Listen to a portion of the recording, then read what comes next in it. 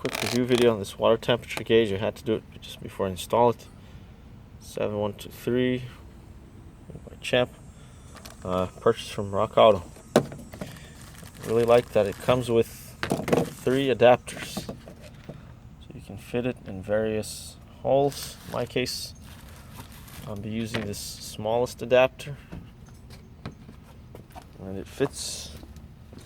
If you were to use it as a water temperature gauge or coolant temperature gauge, it would fit right next to the neck. This is the overhead valve engine. This is where the electrical temperature sensing unit would go in. This thing here. I'm going to be installing it down there. I just removed that 1/4 inch plug, and the adapter fits right in it, just above the oil pump. There's these other plugs, but they're too small. These are 1/8.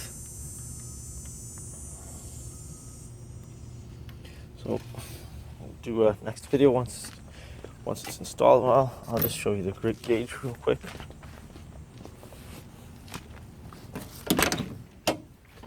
It's much better than the other gauge I had before with just a stupid shitty plastic pipe. This one's actually got a wire mesh around it, making it very much sturdier than the other one. It's got a real big sweep. This is called a sweep. Some of them are just horizontal. The bigger sweep you have, the more accurate the gauge will be.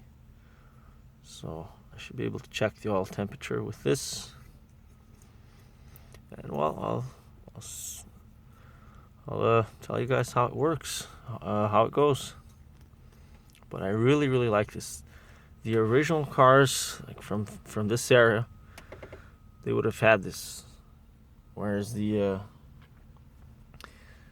this wire, it makes it really strong, really sturdy, and it's actually a copper pipe inside that, not shitty plastic. So the other gauge that I have, I'll probably be replacing, is this one here. As you can see, it's very flimsy.